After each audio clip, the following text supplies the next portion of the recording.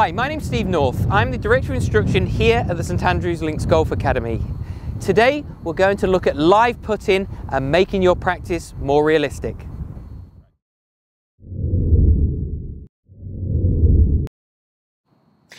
So leading on from earlier this week, we talked about the importance of distance control.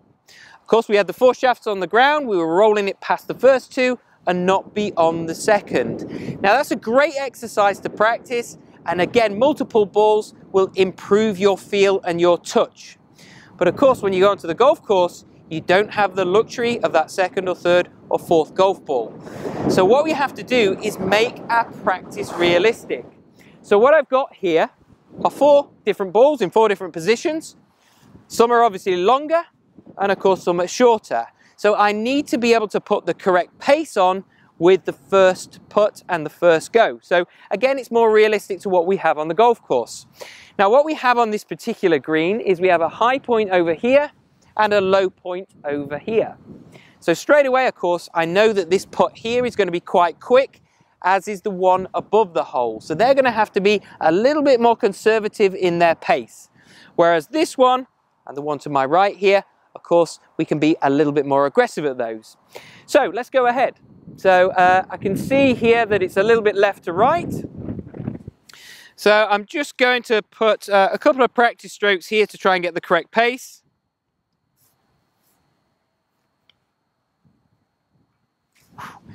Didn't quite break at the end there. So not a bad try, but hey, it didn't go in, but that's life. So the second putt here is a little bit longer. Now again, I have to be careful here. This is the one where people make the mistake of trying to make the birdie, being too aggressive and rolling it 4 foot by, then missing the one back, and suddenly you've made a bogey from nowhere. So I'd like to get my birdie, but of course I'm going to try and make sure that I get par at worst. So a nice putt there. It's fallen into the hole. So I'd be delighted with that one, of course. If it missed, it was only going to go a foot or so by the hole. So that's absolutely fine. Now, again, we've got a much shorter putt than the last one. Again, it's down the wind. So I don't want to be careless here and get too aggressive, too excited with that first putt. So again, I'm thinking about my pace control. Working hard at that. Again, quite a slow one that just falls into the hole. Again, if it misses, which it will do at times, it's going to be a 3 putt. So my last one now is going back into the wind. It's a little bit up the hill, a little bit from the right. Let's see if we can make this one as well. So just outside right. So pretty good. 3 out of 4.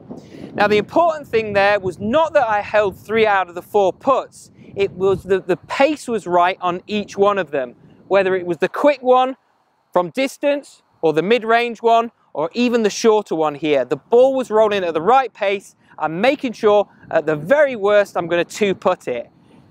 Do that and you will improve your putting.